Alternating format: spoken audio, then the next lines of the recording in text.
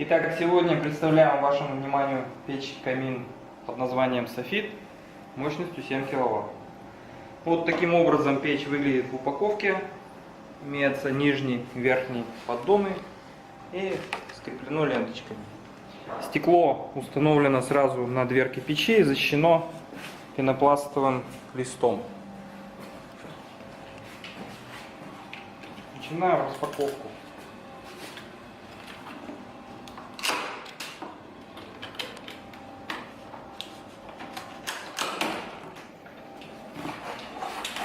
Снимаем ленточки.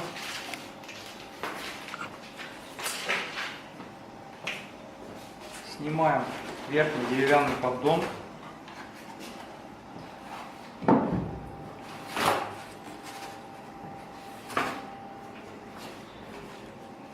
Затем снимаем печь с нижнего поддона.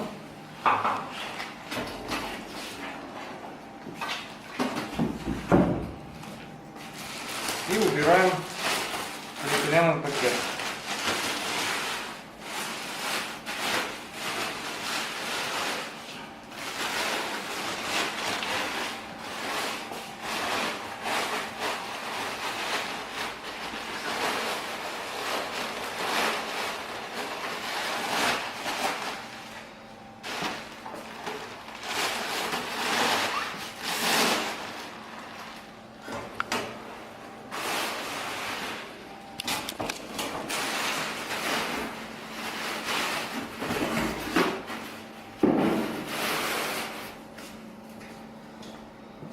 Так, затем открываем крючок двери. Так, достаем из топки печи необходимые принадлежности, откладываем в сторону. И начинаем распаковку самой двери. Пенопластовые прокладки стоят с обеих сторон, для того, чтобы защитить стекло. И все это обмотано полиэтиленовой пленкой. Снимаем пленку аккуратно.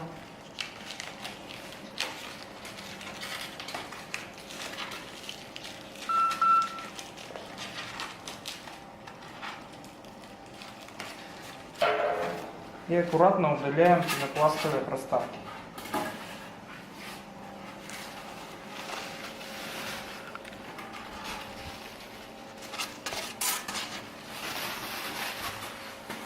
Так, вот таким образом у нас выглядит стекло, установленное сразу на дверке камина. Проверяем крепление гаек и визуально проверяем наличие уплотнительного шнура под стеклом, а также наличие уплотнительного шнура по контуру двери. Так. Проверяем правильность движения, работу зольника, а также работу микрошибера, расположенного на стенке зольника. Проверяем наличие внутри топки двух боковых секций чугунных, а также чугунного колосника. Проверяем их на целостность, то есть чтобы не было трещин, сколов и так далее. Для того, чтобы перевести печь-камин в рабочее состояние, необходимо установить еще дополнительный так называемый рассекатель топки, который представляет собой чугунную секцию, аналогичную той, которая установлена на боковых стенках камина. Значит, освобождаем секцию от картонной упаковки и закладываем ее в верхнюю часть камина. Вот таким образом. Заводим в топку. Поднимаем верхнюю часть. И делаем проворот как бы по радиусу. При этом крайняя часть секции должна зайти за отогнутую полку заднего экрана.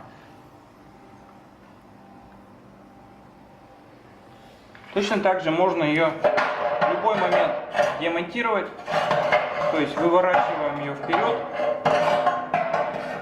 поворачиваем для того, чтобы она прошла в проем передней стенки и достаем. Точно так же производим обратную операцию установки.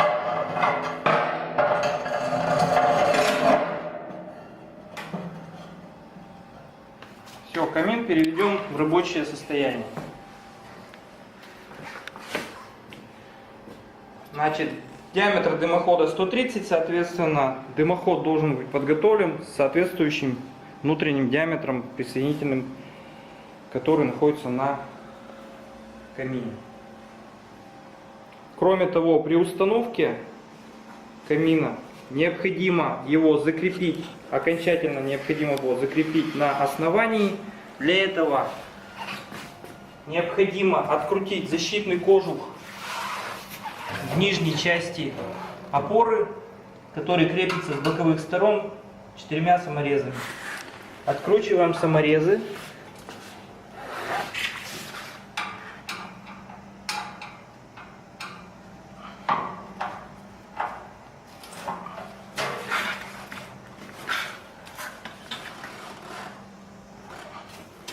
Лучше наклонить немножко, воспользоваться помощью друга, так называемого.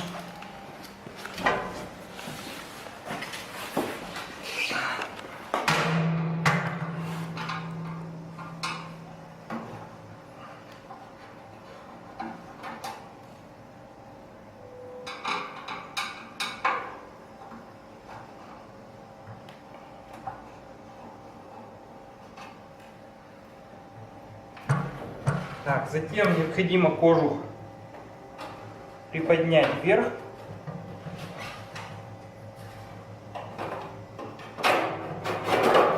Таким образом.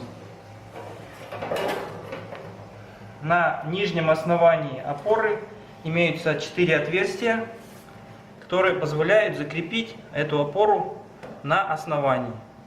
После крепления опоры к основанию необходимо обратно опустить кожух и зафиксировать его теми же самыми саморезами.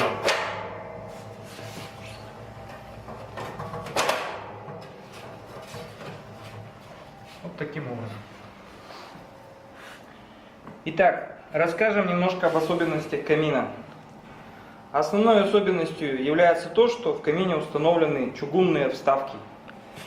2 вставки с боковых нижних сторон одинаковые, чугунный колосник и вставка верхняя, которая является рассекателем дымовых газов. Все 3 вставки являются съемными и взаимозаменяемыми. Сейчас я покажу, каким образом можно произвести замену. Для того, чтобы снять верхнюю вставку, необходимо провести движение, проворачивая вставку вперед, а затем, наклонив ее по диагонали, вывести в проем передней стенки. Вот таким образом.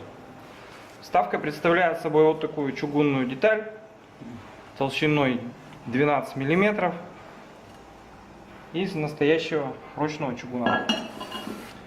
Для того, чтобы снять колосник, необходимо провести следующее движение.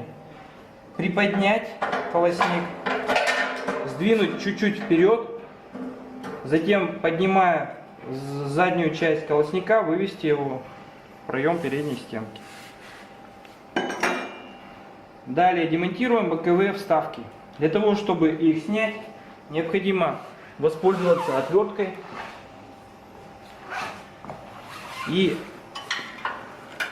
подняв вставку с нижней части, приподнять ее таким образом, чтобы она прошла в паз между задним отбойником и фиксатором колосника. Затем, приподнимая вставку вверх, выводим ее из бокового кармана, а также выводим ее через проем передней стенки. Вставка абсолютно идентична той, которая стоит в верхней части. Точно такие же операции производим с правой частью. Приподнимаем отверткой вставку.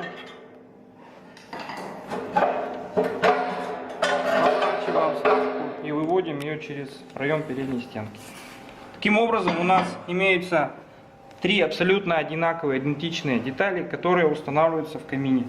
Они служат для того, чтобы защитить наиболее термонагруженные поверхности камина, которые подвержены максимальным температурным воздействиям. В результате применения таких вставок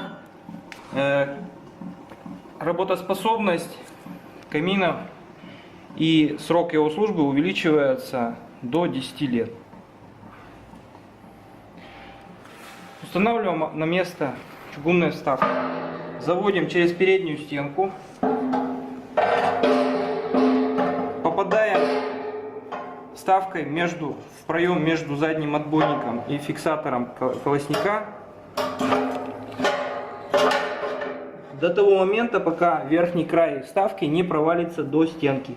Затем движением вверх поднимаем вставку, заводим ее за боковой экран и опускаем. Далее вставка встает сама на место. Точно такие же операции производим с правой стороной. Берем вставку, заводим ее таким же образом, приподнимаем, опускаем, вставка установлена. Устанавливаем колосник, заводим в топку, наклоняем переднюю часть вниз и заводим колосник. Устанавливаем его по контуру фиксатора. Далее устанавливаем верхнюю вставку. Разворачиваем вставку радиусом вверх и немножко наклоняем по диагонали. После того, как вставка заведена в топку, разворачиваем ее горизонтально и заводим верхней частью с поворотом.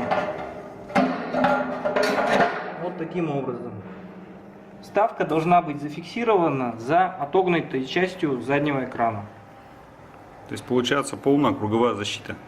Да, защита получается конкретно в тех местах, где максимально происходит разогрев металла при горении топлива.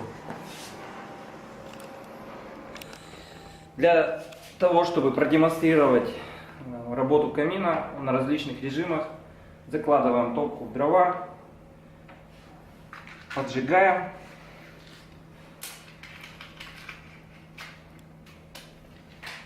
Розжиг дров производим с верхней части.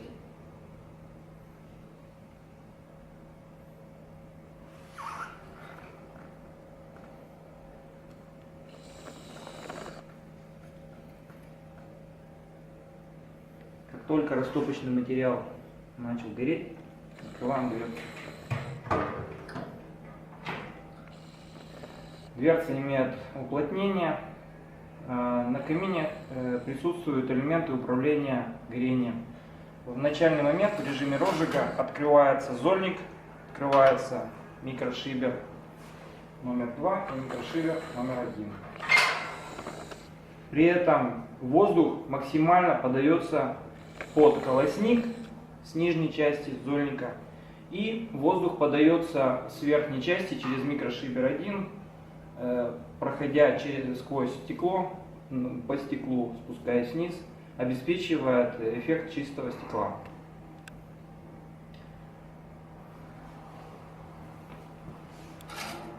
В первоначальный момент дымоход не прогрет, поэтому горение не интенсивное происходит. Со временем, через 5-10 минут, когда прогревается дымоход, горение становится более интенсивным. Почему лучше растопку производить с верхней части топлива? Такой метод растопки позволяет обеспечить отсутствие тепловых перегрузок на стенках камина.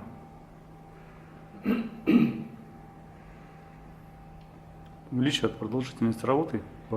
Соответственно, да, это увеличивает отсутствие термических перегрузок на стенках камина, увеличивает его срок службы и обеспечивает более равномерную теплопередачу всех поверхностей камина. Итак, вот камин вышел на режим. разогрева, так называемый номинальный режим. В данном режиме вы можете видеть, как непосредственно работает система чистого стекла. То есть все дымовые газы, которые образуются в нижней части, они отсекаются воздухом, проходящим вдоль стекла. И копчения на стекле практически нет. Итак, сейчас камин работает в номинальном режиме. Мы видим, что воздух подается с нижней части через зольник и микрошибер номер 2 и с верхней части через микрошибер 1. У камина имеется третий режим, это длительного горения, так называемый, когда доступ воздуха минимальный. Для того, чтобы перевести в этот третий режим, необходимо закрыть микрошибер номер 2, прикрыть зольник и закрыть микрошибер номер 1. При этом доступ воздуха в топочную камеру ограничивается. Воздух начинает поступать через задний отбойник, и мы можем видеть эффект так называемого дожига вторичных газов на заднем отбойнике. При этом обеспечивается чистое горение и снижаются максимальные тепловые нагрузки, которые действуют на стенки камина. В таком режиме камин может работать 4-6 часов. При необходимости перевести камин в интенсивное горение мы можем открыть верхний шибер. При этом происходит подача с верхней части, воздух проходит вдоль стекла. А также приоткрыть зольник. Как вы можете видеть, интенсивность горения резко увеличивается. При этом мы можем произвести дополнительную закладку дров. После закладки дров можем снова перевести в режим длительного горения.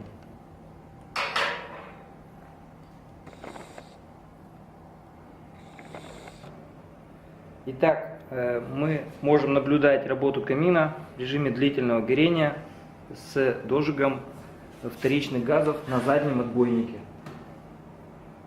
Путем регулировки нижнего микрошибера можем добиться горения через отверстие на заднем отбойнике. За счет этого достигается чистота, так называемая чистота горения дров. То есть в дымовых газах присутствует минимальное количество угарного газа СО. Вот на заднем плане, на заднем отбойнике можете наблюдать горение.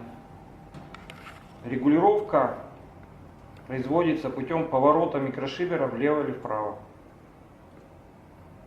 При этом воздух подается через небольшое отверстие в стенке зольника порционно.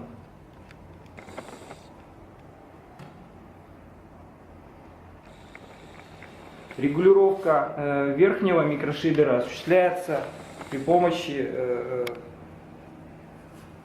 специального кронштейна, который выдвигается вперед или назад.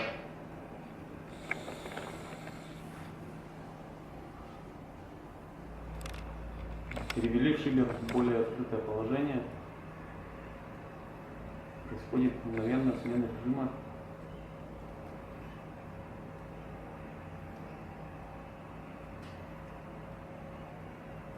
Опять же обратное действие.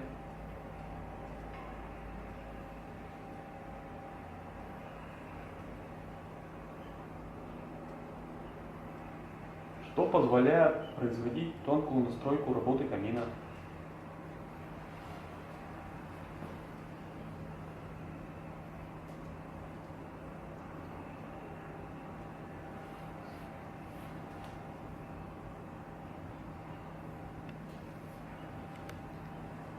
Сейчас продемонстрируем вам работу микрошибера в режиме длительного горения.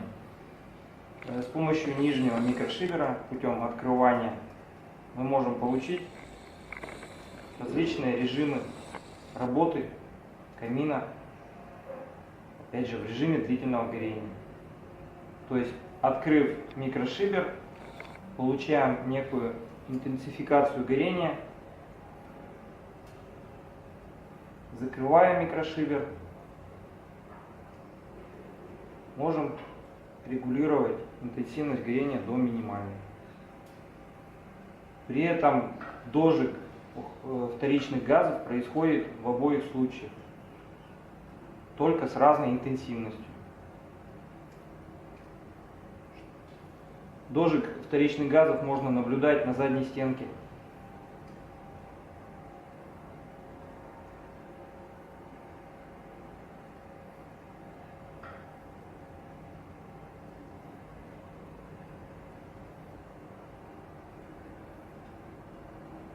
Путем закрытия и открытия нижнего микрошибера мы можем получать различную интенсивность горения в режиме длительного горения.